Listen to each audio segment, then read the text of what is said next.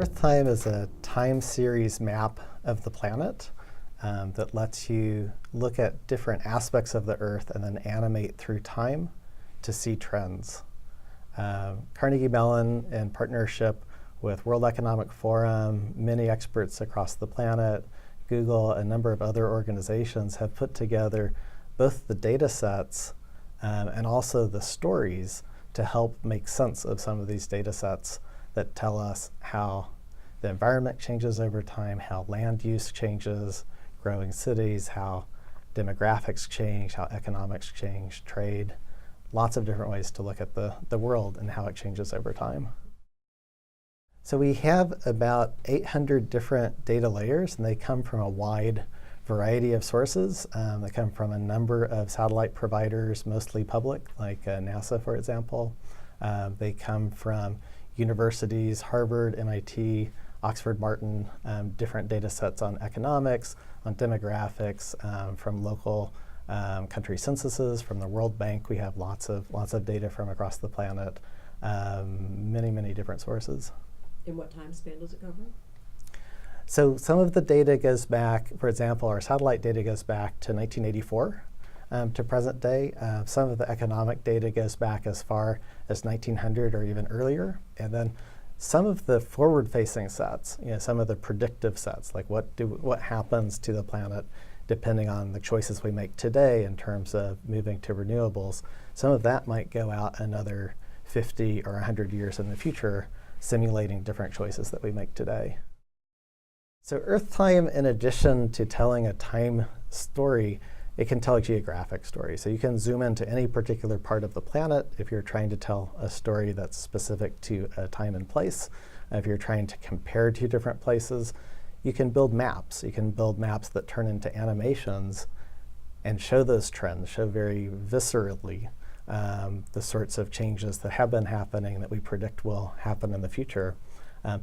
Those sorts of things turn into videos, they turn into scrolling maps that you can bring together with digital media online. You can embed on a website, you can put it on the earthtime.org site and direct people there, but that's the sort of thing we can do. You can, with EarthTime, turn your story, your visualization into a video, into an image, into a scrolling website. You'll see at the top of the EarthTime website, we have stories and we have data library. So I'm going to click on data library here, and what you'll see is a wide variety of categories of data. We have 3 base layers. We have what's showing right now is the Earth Engine time-lapse, which is satellite data back to 1984, but we can go with just a standard symbolic map, light or dark. And then a number of different sorts of data sets. So for example, if we wanted to scroll down a bit and take a look at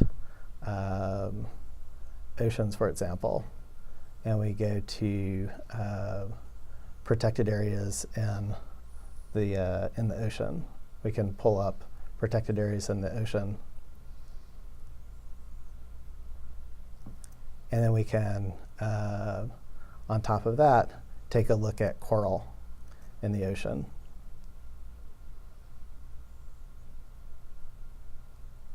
So you see both of those have loaded now. We can zoom around and take a look.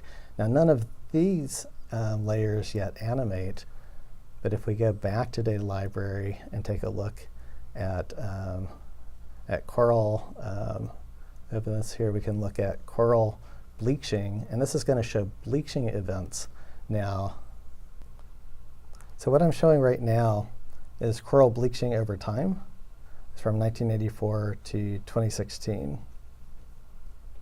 And you're seeing this animate, and we see like more and more bleaching events as we go. The data library has a search facility. So if we search, for example, on trade, we'll see lots of different trade flows that we can turn on. If we look at rent, we'll see different sorts of layers about people's renting their domicile. Lots of different things you can find. There are over 800 different layers in the data library. All right, so I'm here looking at the global view in the EarthTime viewer on the earthtime.org/explore. And I'm going to zoom into Las Vegas.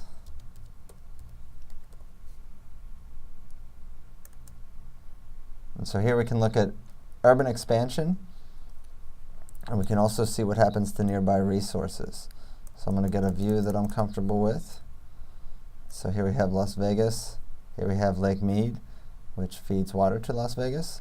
And we're going to hit play at 1984 and watch what happens up until 2016.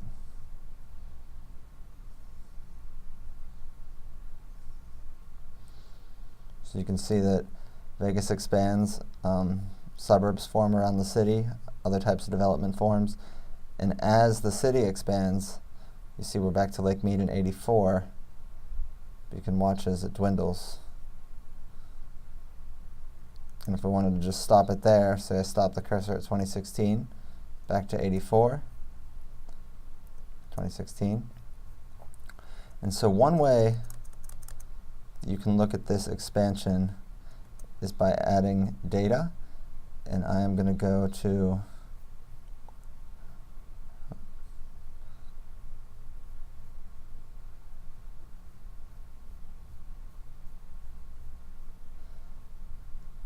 urbanization, and I'm going to add this lights at night layer. So now this data layer is going to show me the same map, but I'm looking at areas where there's been an increase or decrease in lights at night visible from space over the past 25 years. So you see that expansion that we saw around the outer ring of Las Vegas is represented by this red ring around the city, whereas the rest of the city was already developed, so there hasn't been an increase in light, because lights are a good indicator of where people are and where development is. So if we zoom out, you can look at US cities, or we could go over to Shanghai.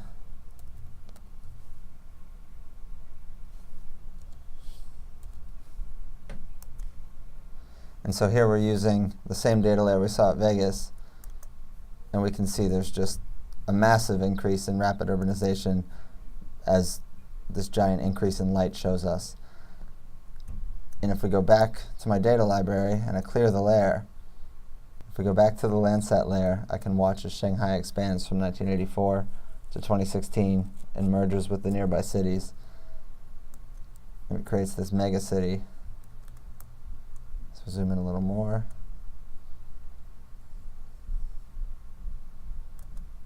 And so there I'm paused at 2016. Oh. I'm paused at 84. And I'm paused at 2016. And again, one of the unique things about EarthTime is the ability to overlay data on that and see it in data. So another way that EarthTime can visualize data is through the movement of people or goods. So I'm going to put on the refugees layer, but I'm going to start off by switching my map to the dark map so I can see the animations over it. Then I'm going to go to search and search refugees. And so now if I hit play, I will get global refugee flows. So I want to see a specific story here, so I'm going to zoom into Syria. And if we go to 2010, just before the Civil War started, you'll see that not much is happening. And then as 2011 and we get into 2012, you'll see a massive outpour of refugees from Syria. There's a lot of stories to tell with this data. So each dot on this map represents 17 refugees, and they start off as this lighter color, and then they end up as red. There's a lot of stories you can tell from here, as you can see the majority of Syrian refugees are fleeing to Iraq, Jordan, and Turkey, and Lebanon. And you can still see flows to Europe and flows to the US, but they're less than the surrounding countries who are already strained on resources. So you could zoom around and you could find movement back and forth between countries in Central Africa. You can see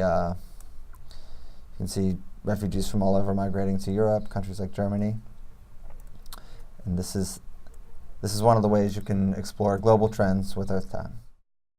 We like very much to work with people putting stories together. We like to work with reporters. We're very interested to build out different data sets and different ways of telling stories. If a reporter wants to use data that we already have in the system, we're happy to help show how to use it. If a reporter has connections to data that's not yet in the system, we're happy to work with to bring that data into the system and build visualizations together with it.